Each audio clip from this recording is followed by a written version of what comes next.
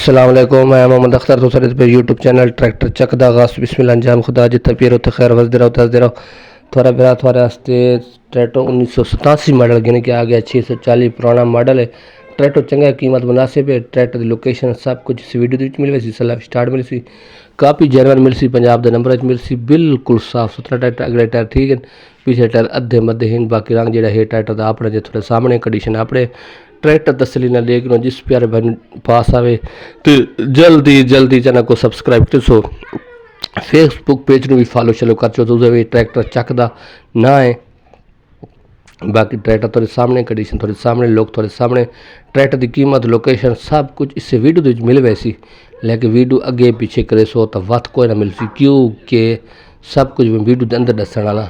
Check करो तसली दे नाल, ये चेक करो तसली ट्रैक्टर के शो वगैरह थोड़ा तले रंग वगैरह हांडा टूब बिल्कुल अपना जेनवन हर ब्लॉक सब कुछ अपने हालात दे विच। बाकी कंडीशन थोड़े सामने आ गई तो ट्रैक्टर की कीमत लोकेशन सब कुछ मैं दसना पिया।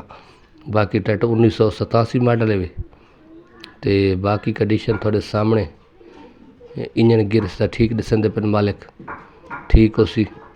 बाकी ट्रैक्टर थोड़े सामने अगर लोकेशन ट्रैक्टर की जी असल जी वो जिला बखर ना नूरपुर थल, ये नूरपुर थल के हेर फेरे खला नूरपुर थल जोड़ा है ना उस खड़ा जिला कुशाह आ वह तो नूरपुर थल उत्थे आ वह ये ट्रैक्टर उत्थे खला है।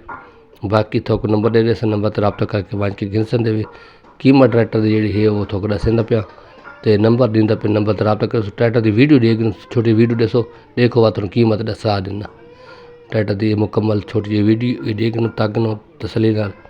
बाकी ट्रैक्टर चंगा है तो ट्रैक्टर की कीमत तो बिल्कुल मुनासिब है। कीमत इस ट्रैक्टर की तकरीबन 11.5 लाख रुपया 11.5 लाख रुपये की डिमांड है। मौके तो थोड़ी बहुत प्यार मुहब्बत वो हो सी ट्रैक्टर थोड़े सामने आए सी अध पैन थोड़ा बहुत प्यार मुहब्बत हो सी तो बाकी ये ट्रैक्टर थोड़े सामने कंडीशन थोड़े सामने शो थोड़े सामने हर चीज़ सामने तो ट्रैक्टर की साइड देख लो रेम देख लो बैक साइड चेक कर लो। बाकी तुम देख दे कंडीशन बाकी ये देख सो बाकी ट्रैक्टर कम कार वाला चलाने वाला थलदा तो इस ट्रैक्टर की नंबर थोक नहीं नंबर तो रबता करके आ सकते। अल्लाह हाफिज़।